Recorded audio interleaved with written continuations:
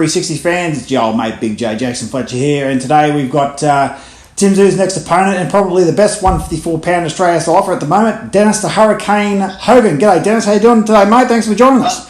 Good, thanks mate. Thanks very much for having me on. Yeah, appreciate it, mate. So just for those who don't know who you are, can you give us a bit of a backstory, like how long you've been in the country and what got you into boxing in the first place?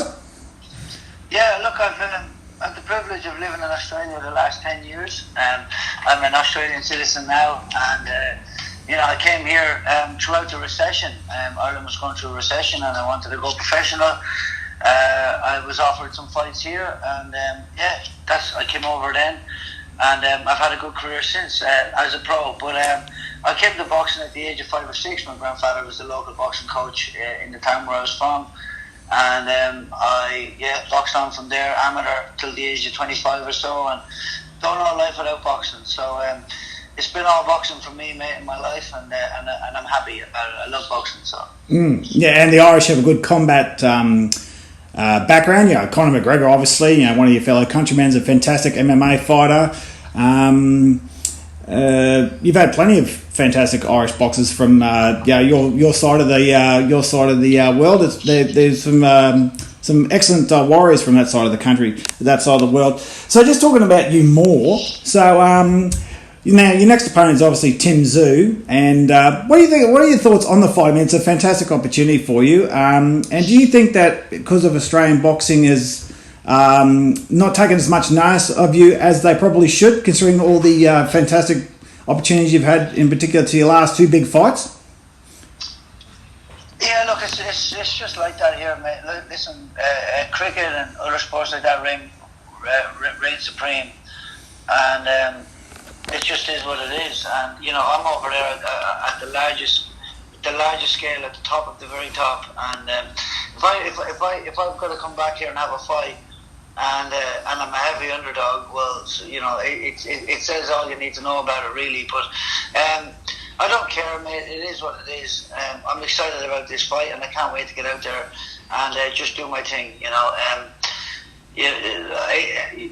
Being world champion is all I'm focused on, mate. And Tszyu is in my way, and I'll be knocking him out of the way and getting that position. So. And by rights, you should already be a world champion. It's well documented that your fight against Homie Mungir, you didn't get the decision that you should have got. As you said in the post-fight interview, it was bad for boxing. But that's all in the past now. We can move on. So you were supposed to have a fight with Jrock Williams. He unfortunately got COVID. Is there a scope to revisit that after this Tszyu fight, or is it completely done and dusted? Well, mate, I don't know. I don't really know. Listen, I don't even know if he had COVID-19, to be quite honest with you, mate. Things didn't add up for me.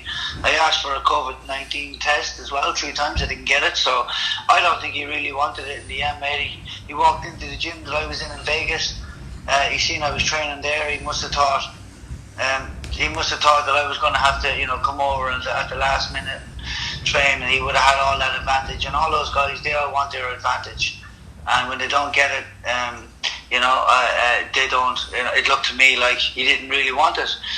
There was many reasons for me to say that. I don't just say that for no reason, because I know fighters are fighters, and we've got warrior spirit and lots of courage, and we want to fight. But I don't really know that he wanted that fight, mate. As people say, I'm awkward, but really what that means is I've got a great style that gives people a lot of problems, and maybe he just didn't want to deal with that. So I don't know if we'll offer that again, but with the position that I'll get from a good win against Tszyu, I'm back on for the World Championship, and I'll go high in the rankings again. So, well, who's my next opponent to get to the World Championship or the World Champion? That's really who I'll be fighting, or who I'll be looking to fight anyway.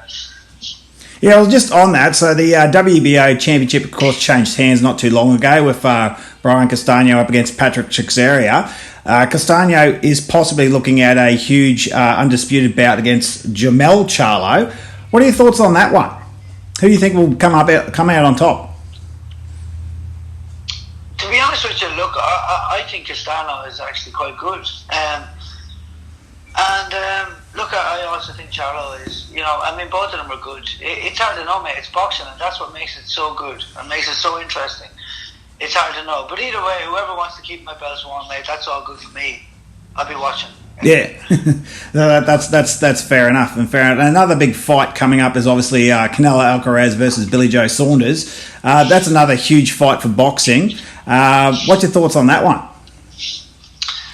Yeah, look, it was very hard to see anybody beat Billy Joe, but now that it's Canelo, I feel like he's definitely by far got his toughest fight to date, and he'll have to do a lot to beat Canelo Alvarez, but. Canelo's just been reigning supreme now for a while, going through the weights like he has, and just absolutely dismantling people. It's just hard to see anything but a Canelo win. So,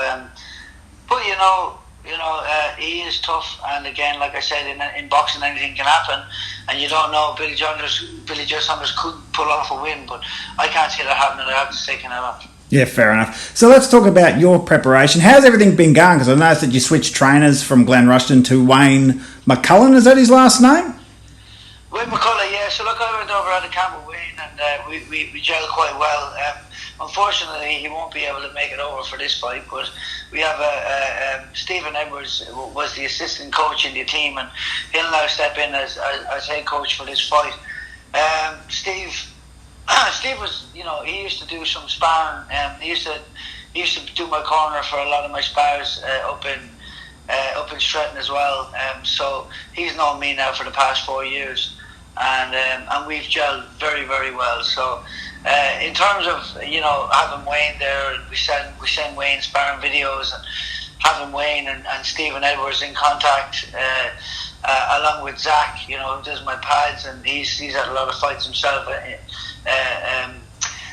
Between all of us, mate, we've developed a brilliant game plan, and I'm executing it nicely in my sparring, and it's just a great team all around. So.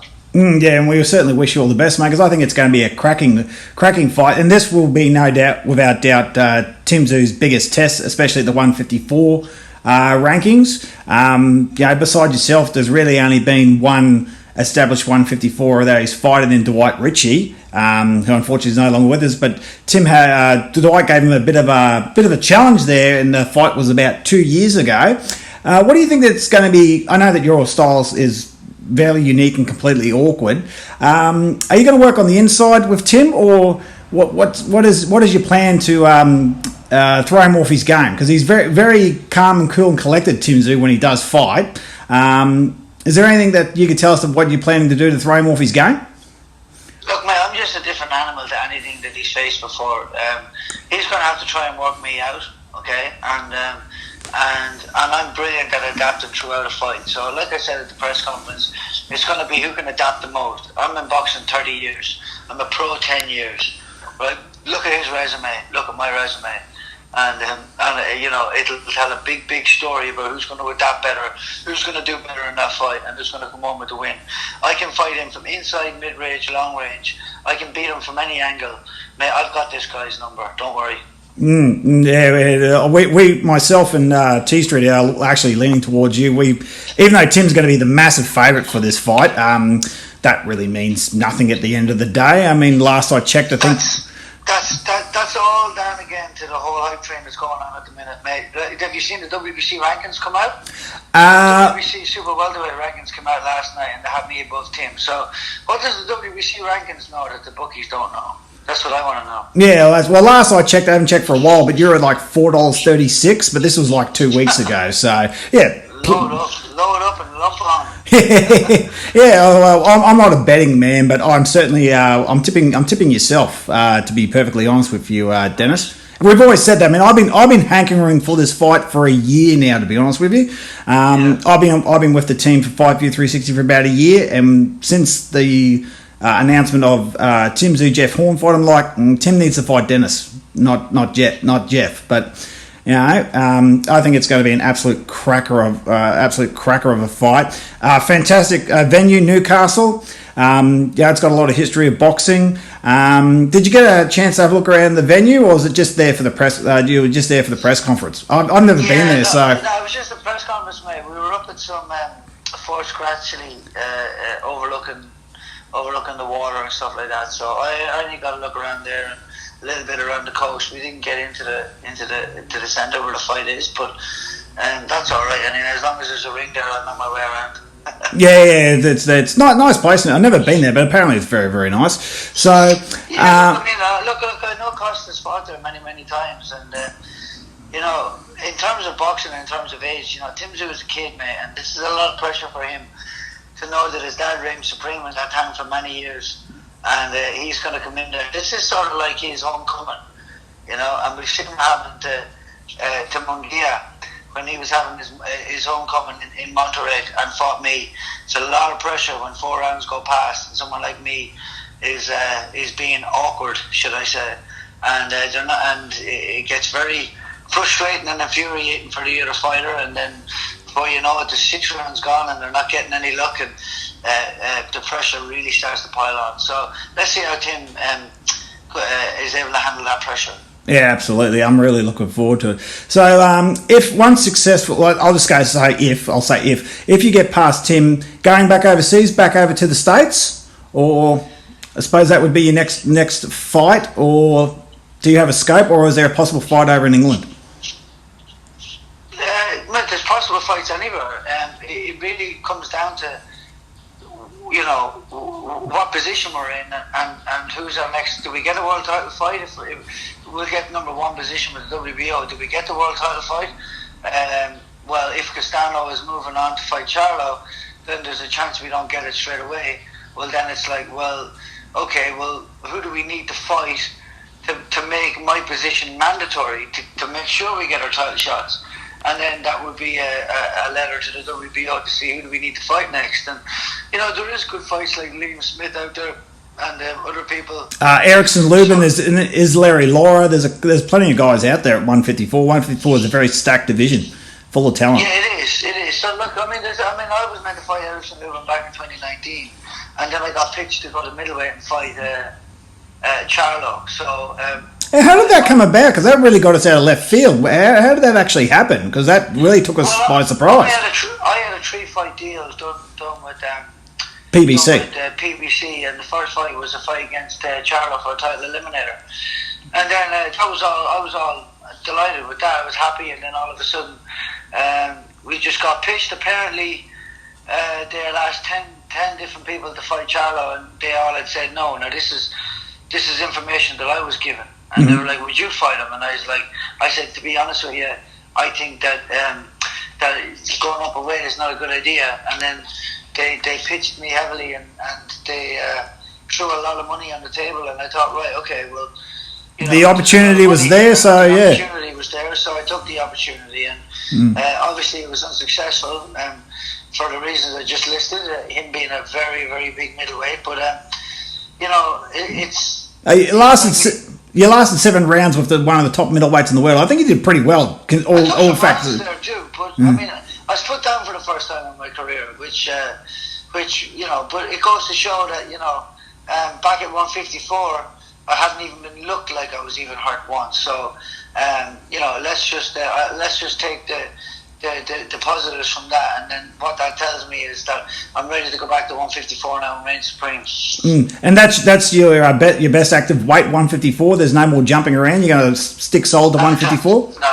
No, 154 is where it's at for me, mate. Yeah, absolutely. Yeah, I definitely think so. But I mean, you got to take your hat off for A, taking that fight, and B, lasting 7 rounds with him. So, you know, no shame there. You did well. You did better than most people would have. So hats off to you. Yeah, thanks. Yeah, excellent. So with the scope of Australian boxing at the moment, you know, things are getting now that we're getting a handle on COVID, and things are getting back to normal, and there's a lot of pay-per-views. How do you see the scope of Australian boxing? Being that, you know, most of your fights, most of the last 2 big fights being overseas. Look, Aussie boxing is actually it's great. The domestic scene is really, really good. Look, again, I look at Australia. I know it's a continent, but I do believe there's that many fighters over here that would, like, you know, with COVID going on, I couldn't believe how many great matchups could be made, you know, like even in Queensland alone, how many great matchups could be made. So, you know, there's great fighters over here, and they're all wanting to test themselves. And in this time of COVID, nobody's taking the easy route. The best are fighting the best. and it's exciting to see.